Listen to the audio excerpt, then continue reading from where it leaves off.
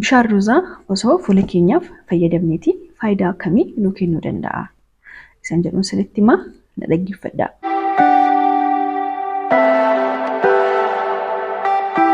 Akkam jirtu lammii koo nagaa keessanii Dr. Salaam Tafariin jedhama ogeettii fayyaati. Egaa chaanalii kana irratti waa'ee fayyaadhaan wal qabatee fayyaa sammuus ta'uu danda'a, fayyaa qaama keenya guutuu, fayyaa gogaa keenyaa chaanalii kana irratti isinitti himaa. Isinis subscribe gochuudhaan maatii koo naa ta'a. Warri subscribe gootanii maatii naa taatan hedduu galatoomaa. Warri viidiyoo koo like naa gochaa jirtanis hedduu galatoomaa. Har'a immoo waa'ee maalii haasofnaa? Waa'ee fayyaa gogaa keenyaa eeguuf akkasumas bareedina gogaa keenyaa eeguuf kan gargaaru tokko kan ta'e bishaan ruuzaadha. Bishaan ruuzii yookaan bishaan ruuzaa yookaan immoo raayis watar jedhama. Waa'ee faayidaa gogaa keenyaaf qabu isinitti himaa na dhaggeeffadhaa. Tokkoffaatti bishaan ruuzaa keessa maaltu jira?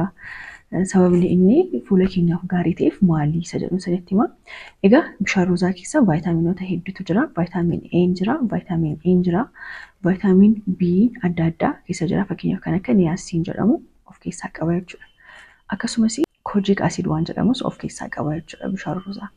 Kanaaf gogaa keenyaaf baay'ee gaariidha jechuudha. Yeroo baay'ee wantootuma amma sanitti hime kana vaayitaamiin A, vaayitaamiin E, vaayitaamiin B, kojiik asiid wantoonni akka kana. Kojiik asiid kan jedhaman kun hundumtuu skin care productii keessa jiru. Kana karuma salphaanii bu'aasaa faayidaa isaa nutti hima jechuudha. Tokkuma kan hin dagadhee kan sanatti himne aminoo asiidii of keessaa qaba, pirootiinota adda addaa of keessaa qaba. Kunis gogaa keenya baay'ee gaariidha. Akkasumas bishaan ruuziin akka humektaanti jedhamutti gargaara. Kana jechuun akka gogaan keenya hin gogne, akka gogaan keenya haayidireet ta'uuf nu gargaara jechuudha. Kanaaf bishaan ruuzaa wantoota kana of keessaa qaba jechuudha. Bishaan ruuzaa waan of keessaa qabu sanitti himeera. Amma immoo faayidaa gogaa keenyaaf nu kennuun sanitti himaa jechuudha. Tokkoffaa irratti antiioksidaantiidha. Wantoota adda addaa waan qaama keenyaaf hin barbaachisne, gogaa keenyaaf hin barbaachisne irraatii qulqulleessa jechuudha. Antiioksidaantii jechuun wanta gogaa keenyaaf hin barbaachisne, wanta qaama keenyaaf hin barbaachisne kan nu keessatti argaman, kan gogaa keenya irratti argaman sana isaaniin balleessaa jechuudha. Antiioksidaantiidha. Akkasumas irriteeshinii fi infilaameeshinii adda addaa hir'isaa jechuudha. Gogaan keenya yeroo loluu, yeroo dheekkamu waan adda addaa gogaa keenya irratti argamuu danda'a, nu hoksisuu danda'a. Waan akka kanaa hir'isaa jechuudha. Inni kaan immoo UV protectionidha. Kana jechuun aduun akka nu miineef aduurraatii nu eegaa jechuudha. Dabalataan immoo dark spot yookaan immoo wantoota gugurraattii gogaa keenya irratti argaman sana akka qulqullaa'uuf nu gargaara jechuudha. Kanaaf faayidaan isaa kanadha. Skin beerarii keenya yookaan immoo gogaan keenya akka fayya qabeessa ta'u, akka of keessatti moisturii hold godhu yookaan immoo akka gogaan keenya hin gogneef nu gargaara jechuudha. Kanaaf faayidaan isaa hedduudha jechuudha. Kan immoo faayidaan isaa gogaan keenya bifti gogaa keenya akka wal fakkaataa ta'uuf nu gargaara jechuudha. Yeroo baay'ee gogaan nam tokko gar tokkoon isaan gurraacha, gar tokkoon isaan diimata. So bishaan ruuzii yeroo fayyadamnu garuu akka gogaan fuula keenyaa wal fakkaataa, bifti isaa akka wal fakkaataa ta'uu godha jechuudha. Inni kaan immoo umrii malee dulloomoo gogaa shushuntuuramuu fa'aa isa faraatii amma danda'ame nu gargaara jechuudha. Amma immoo akkaataa kamiin akka fayyadamuu qabdaniin isinitti himaa na dhaggeeffadhaa. Maal gootu? Ruuzii xiqqoo ishee ni fudhattu. Ruuzii siinii tokko. Ruuzii siinii bunaa tokko ni fudhattu. Achi miccatanii takkaama miccitu. Achi bishaan isaa keessa gad naqxu. Ruuzii siinii bunaa tokko yoo gootan bishaan siinii bunaa 2 itti naqxu. Achi erga itti naqxaniiti sa'aatii 2 tursiistu. Egaa sa'aatii 2 turii booda bishaan isaa keessaa baastu. Ruuzii isaa fi bishaan isaa adda baastu jechuudha. Ni calaltu. Achi bishaan ruuzii sana guyyaa 2 ferment gootu. Kun fermentation method jedhama. Guyyaa 2 hin taa'aa jechuudha. Akkasumatti hin taa'a. Achi erga taa'eeti akka toonariitti fayyadamuu dandeessu. Toonarii jechuun fuuluma keessanitti dibattanii dhiistu jechuudha. Yookaan immoo akka saamunaatti fayyadamuu dandeessu. Fuula keessan ittiin dhiqattu jechuudha. Itti dhiqattu jechuudha.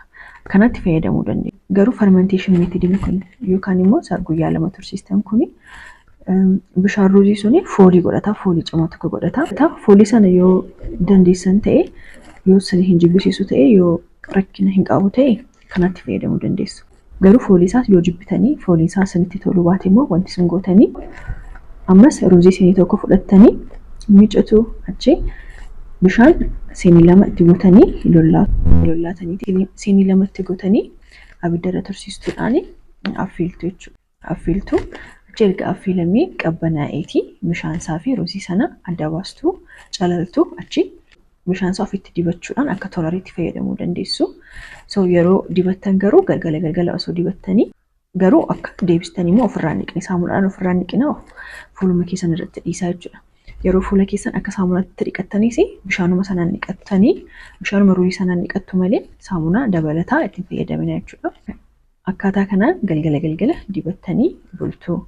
Yoommoo moischuraayizarii fa'aa galgala dibatu ta'e immoo bishaan ruuzii sana dibattanii yookaan fuula keessaniif wanta laffisu dibattu yoo ta'e immoo bishaan ruuzii sana dibattanii achi sa'aatii tokkoof turtanii erga fuula keessan irratti goge wayyaa adda addaadhaan fuula keessan irratti hin gogsina ofumaan qilleensa sana haguugu qilleensumaan gogeenna moischuraayizarii irratti dibattanii galgala buluu dandeessu jechuudha malee saamunaadhaan ofirraatii hin dhiqina.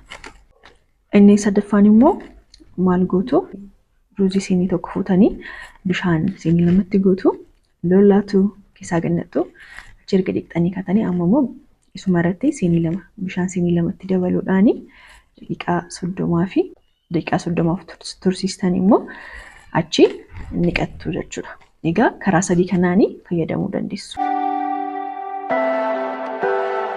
Karaa sadan kanaan fayyadamuu dandeessu. Inni jalqabaa fermentation method kan sin jedhe suni guyyaa 2 tursiistanii kan fayyadamtan sun hedduu gaariidha. Hyperpigmentation wanta fuula keessan irra jiru wanta gugurraacha fa'aa balleessuuf baay'ee gargaara. Garuu immoo inni foolii cimaa qaba. Yoo fooliin sun sinitti toluu baate maal gootu affeeluudhaan fayyadamuu dandeessu yookaan immoo daqiiqaa 30 fi tursiistanii fermentii gootanii immoo fayyadamuu dandeessu jechuudha. Guyyaa 2 eeguu hin qabdan jechuudha. Akkaataa kanaan fayyadamuu dandeessu jechuudha. Yeroo gootanii itti fufiinsaan ta'uu qaba. Konsistansii barbaachisa. Namoonni maal godhu sanitti guyyaa 2 dibatanii yookaan torbee tokko dibatanii meeshaa jijjiirra jedhanii ilaaluudhaan achi abdii kutu jechuudha. Akkanaan sun ta'e gara waggaa yoo fudhachuu danda'a. Kun waanuma tokkoyyuu wanta cimaa miti wanta salphaadha. Turuudhaan jijjiirama gogaa keessan irratti ni agartu jechuudha. Kanaaf hin ulfina konsistansii yookaan immoo itti fufiinsaan dhugaan sanitti immoo jijjiirama ni argattu. Tokko immoo namoota finnisa qabaniif, namoota maadiyaatii qabaniifis namoota rozeeshaa qabaniif namoota gogaa adda addaa kan qabaniif ni ta'a. Wanti miidhaa tokkoyyuu irra geessisu hin jiru. Viidiyoo isinii hojjedhu yoo jiraate mee koomentii jalatti naa barreessaatii isa isinii hojjedha. Torbee dhufu ammoo nagaatti.